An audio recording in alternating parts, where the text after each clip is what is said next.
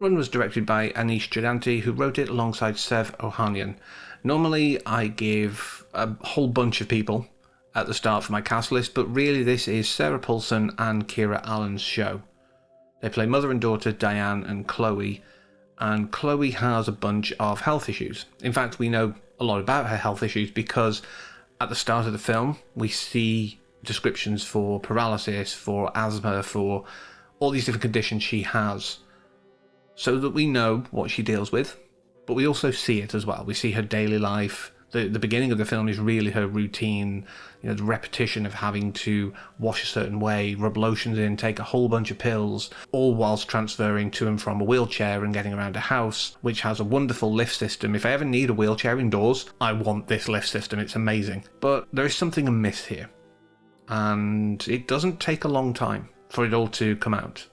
It's one of the things I really respect that Giganti did. There was no efforts to just pad it out and make it 2 hours or longer. This is a 90-some minute film. That's including credits, and I appreciate that. I think we're in an era now, and I know this is now 5-6 years old, but we're in this era where we have 3-hour epics as the standard. It isn't like Lord of the Rings stands out anymore.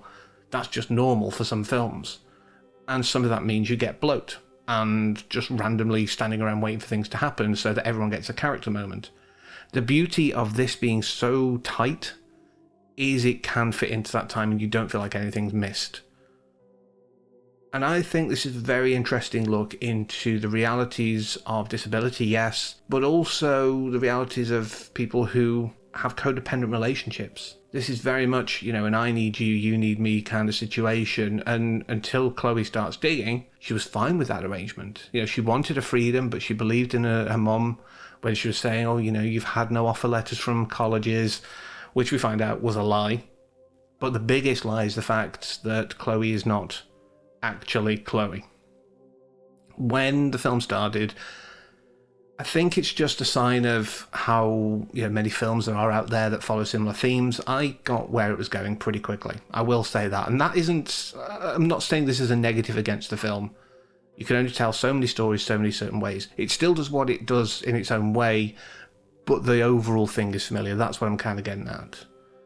But I figured it out that, maybe the original one just didn't survive and she kidnapped a baby. My partner was like, maybe she adopted, trying to see the good in everyone there. But no, I was right. But it didn't make me feel I'd lost out on anything. I enjoyed still going along for the ride. So if you've got 90-some minutes to spare, this isn't a bad watch at all.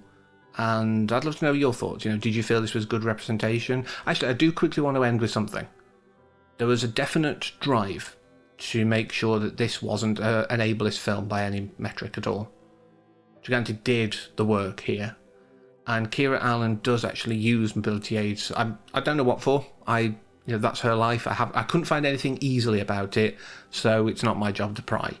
But the fact that they had someone who has the need for mobility aids playing someone, I did think it was quite convincing when she was first transferring to and from the wheelchair. Her legs weren't moving like an able-bodied actor trying to pretend, if that makes sense. So I did respect that they did that.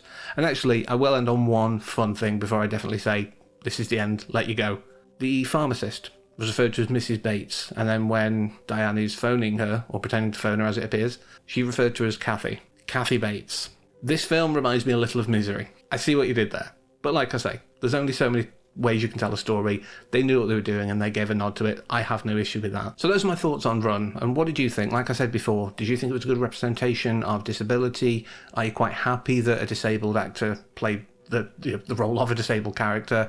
Let me know all those thoughts and everything else below. But until next time, thank you for watching and take care.